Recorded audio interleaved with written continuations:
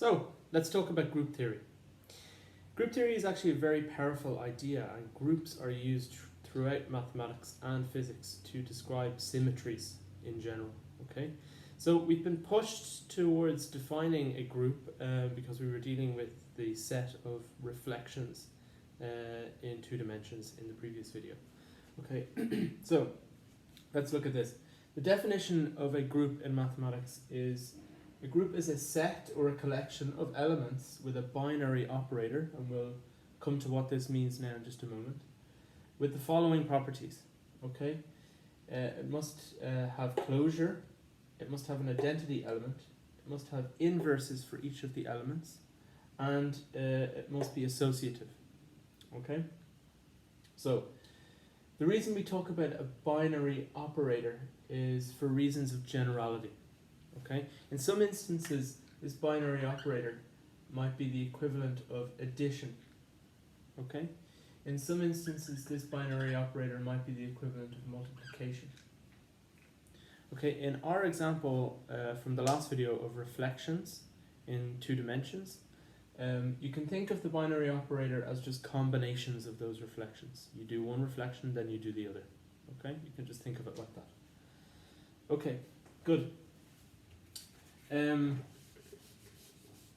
Okay, in order for a set of elements, okay, to be a group, it must satisfy these conditions. Okay, so let's look at the group, or rather the set that we were concerned with the last time. We had I, the identity element, reflection in the x-axis, reflection in the y-axis, and reflection in the origin. This is our set. Okay, and we want to see if this set satisfies the conditions for a group. Okay, well, we found out the last time from examining the multiplication table, or the Cayley table as it's sometimes known, that this set is in fact closed. We never have to go outside of this set when we're combining elements. Okay, this is the property of closure. So this set is closed, so it meets the first condition in any case. Okay, the identity element we can see here, and we've talked about it many times. The identity element is certainly a part of that set.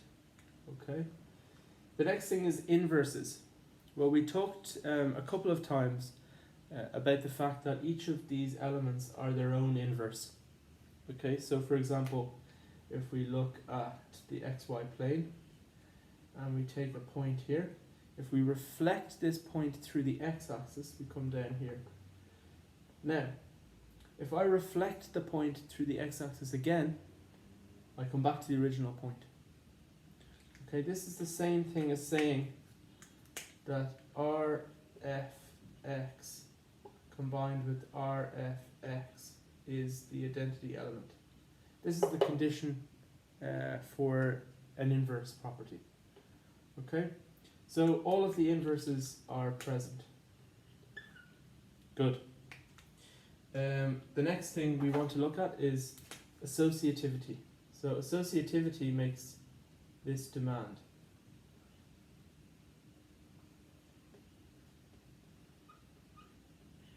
Okay, so if associativity is satisfied, then applying C and then applying the combination of AB is the same thing as applying the combination of BC and then applying A.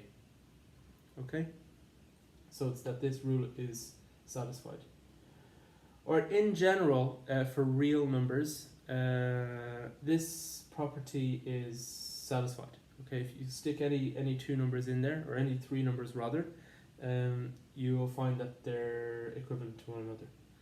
Okay, one example of an algebra that doesn't necessarily involve associativity are the octonions.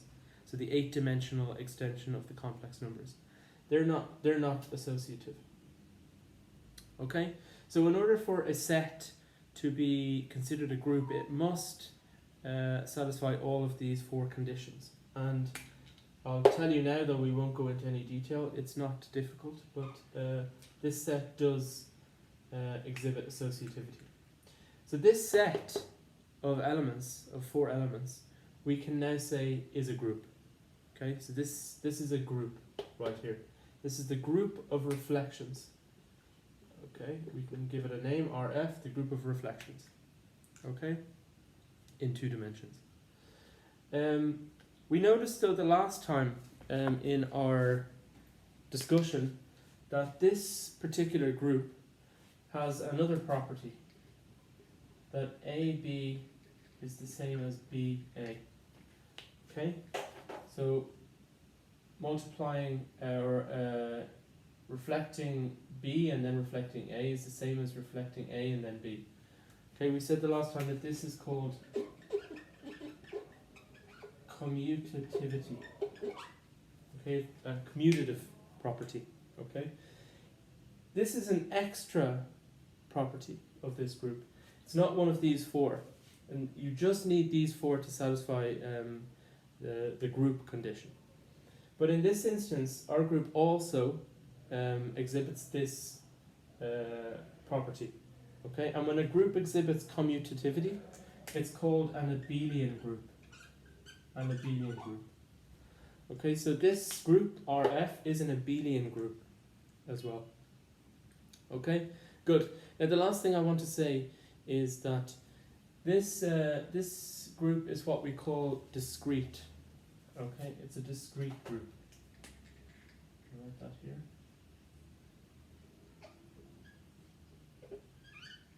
Okay, so what this means is that there are a finite number of elements.